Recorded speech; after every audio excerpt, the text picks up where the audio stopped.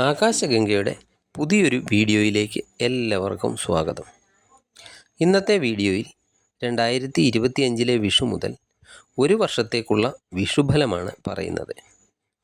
2025 പ്രത്യേകത എന്താണെന്ന് വെച്ചാൽ പല പ്രധാന ഗ്രഹങ്ങൾക്കും രാശിമാറ്റമൊക്കെ സംഭവിക്കുന്ന വർഷമാണ്. ശനിയാണെങ്കിൽ ഓൾറെഡി രാശിയൊക്കെ മാറിക്കഴിഞ്ഞു. വ്യാഴം മെയ് 14 രാശി മാറും. അതിനുശേഷം രാഹുകേതുക്കളുടെയൊക്കെ രാശിമാറ്റം ഉണ്ടാകും. ഈ ഗ്രഹങ്ങളെല്ലാം തന്നെ ഓരോ നക്ഷത്രക്കാരെയും വിവിധ തരത്തിലൊക്കെ സ്വാധീനിക്കുന്ന ഗ്രഹങ്ങളാണ്. ഈ ഗ്രഹങ്ങളുടെ മറ്റൊരു പ്രത്യേകത എന്താണെന്ന് വെച്ചാൽ ഇവ വളരെ കാലം ഒരു രാശിയിൽ തന്നെ നിന്നുകൊണ്ട് ഓരോ നക്ഷത്രക്കാർക്കും ഗുണദോഷ ഫലങ്ങളൊക്കെ തരുന്ന ഗ്രഹങ്ങളാണ് എന്നതാണ്. ഉത്രം നക്ഷത്രത്തിനെ സംബന്ധിച്ചിടത്തോളം 2 രാശിയിലായിട്ട് വരുന്ന നക്ഷത്രമാണ് ഉത്രം നക്ഷത്രം. ഉത്രം നക്ഷത്രത്തിൻ്റെ ആദ്യത്തെ കാൽഭാഗം ചിങ്ങം രാശിയിലും ബാക്കി വരുന്ന മുക്കാൽ ഭാഗം കന്നി രാശിയിലുമായിട്ടാണ് വരുന്നത്. വിഷു സംക്രമണ ഫലമനുസരിച്ച് ഉത്രം നക്ഷത്രം അന്ത്യഷഡ്കത്തിൽ വരുന്ന നക്ഷത്രമാകയാൽ സമൂഹത്തിൽ നിന്നൊക്കെ ബഹുമാനവും ആദരവും ഒക്കെ ലഭിക്കുന്നതാണ്. നമ്മൾ എവിടെയാണെങ്കിലും നമുക്കൊരു പ്രത്യേക പരിഗണനയൊക്കെ ഈ സമയം ലഭിക്കുന്നതാണ്. ജോലി ചെയ്യുന്ന സ്ഥലങ്ങളിലാണെങ്കിൽ നിങ്ങളുടെ മേലധികാരിയുടെയോ അല്ലെങ്കിൽ നിങ്ങൾക്ക് തൊഴിൽ തരുന്ന തൊഴിൽ ദാതാവിൻ്റെയോ ഒക്കെ അംഗീകാരവും അവരുടെ പ്രശംസയും ഒക്കെ ലഭിക്കുകയും നമുക്ക് കൃത്യമായിട്ടൊക്കെ ജോലി ചെയ്യുന്നതിന് അവരുടെ സഹായവും ഒക്കെ ജോലി സ്ഥലത്തൊക്കെ ഉണ്ടാകുകയും ഒക്കെ ചെയ്യുന്നതാണ്. അതുപോലെ നമുക്ക് അനുയോജ്യമായ പദവികളൊക്കെ ജോലിയിലൊക്കെ ലഭിക്കും. അതുപോലെ നമുക്ക് അനുയോജ്യമായ സ്ഥാനം ഒക്കെ ജോലി സ്ഥലത്ത് ലഭിക്കുന്നതാണ്. പലവിധ മാർഗങ്ങളിലൂടെ സുഖവും സംതൃപ്തിയും ഒക്കെ ലഭിക്കുന്ന കാലമാണ്. ദേവത ബ്രഹ്മാവാകയാൽ ഗുണദോഷ ഫലങ്ങൾ അനുഭവിക്കും എന്നാണ്. വിഷുഫലത്തിൻ്റെ കൂടെ ഗ്രഹങ്ങളുടെ ഗോചരവശാലുള്ള ഫലങ്ങളും കൂടി ചേർത്ത് നോക്കേണ്ടതാണ്. ചിങ്ങക്കൂറിൽ വരുന്ന ഉത്രത്തിൻ്റെ ആദ്യത്തെ കാൽഭാഗം നക്ഷത്രക്കാർക്ക് ശനി ഇപ്പോൾ അഷ്ടമത്തിലും വ്യാഴമാണെങ്കിൽ മെയ് 14 11 ഭാവത്തിലേക്കുമൊക്കെ വരുന്നതാണ്. ഈ സമയത്തൊക്കെ തൊഴിൽപരമായിട്ട് ഗുണങ്ങളൊക്കെ ഉണ്ടാകും. അതുപോലെ മറ്റുള്ളവരെയൊക്കെ സഹായിക്കാനുള്ള വ്യഗ്രതയൊക്കെ വർദ്ധിക്കുന്നതാണ്. മറ്റുള്ളവരെയൊക്കെ സഹായിക്കാനുള്ള മനസ്സൊക്കെ നല്ലതാണ്. അത് അർഹതപ്പെട്ടവർക്കായിരിക്കണം എന്ന് മാത്രം.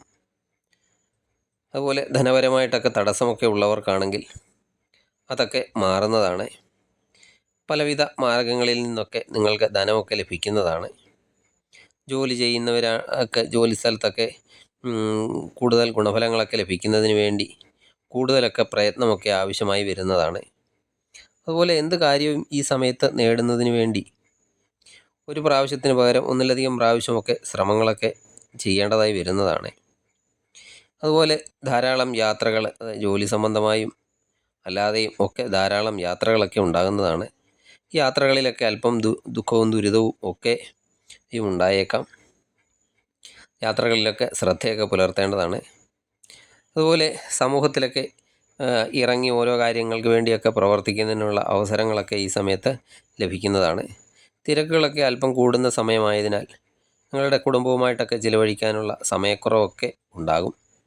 ശ്രദ്ധിക്കേണ്ട ഒരു കാര്യം എന്താണെന്ന് വെച്ചാൽ ആരോഗ്യകാര്യത്തിൽ വളരെയധികം ശ്രദ്ധ കൊടുക്കണം. ആരോഗ്യകാര്യം ശ്രദ്ധിച്ചില്ലെങ്കിൽ ചെറിയ രോഗം പോലും ഒഴിവാക്കി വിടുകയാണെങ്കിൽ അതൊക്കെ വലുതാകാനുള്ള സാധ്യതയൊക്കെ കൂടുതലാണ്. അതിനാൽ ആരോഗ്യകാര്യത്തിൽ ശ്രദ്ധിക്കണം.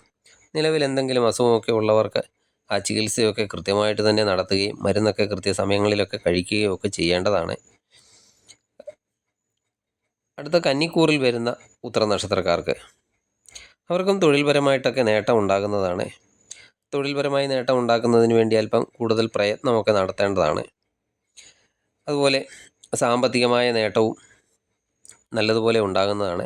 കടബാധ്യതയൊക്കെ ഉള്ളവരാണെങ്കിൽ അതൊക്കെ പരിഹരിക്കുന്നതിന് വേണ്ടിയിട്ടുള്ള അവസരങ്ങളൊക്കെ ലഭിക്കുന്നതാണ്. അത് പരിഹരിക്കുന്നതിന് വേണ്ടി എവിടെന്നെങ്കിലുമൊക്കെ സഹായവും ഒക്കെ നിങ്ങൾക്ക് ലഭിക്കാം.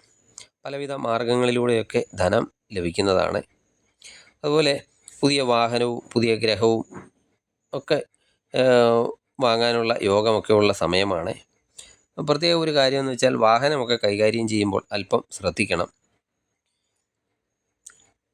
അതുപോലെ ഉത്തര നക്ഷത്രക്കാർ അപകടകരമായ ജോലിയൊക്കെ ചെയ്യുന്നവരെ അതുപോലെ വൈദ്യുതി, അഗ്നി, ആയുധം എന്നിവ കൊണ്ടൊക്കെ ജോലി ചെയ്യുന്നവർക്ക് അവരൊക്കെ ഒരു പ്രത്യേകം ശ്രദ്ധ കൊടുക്കേണ്ടതാണ്.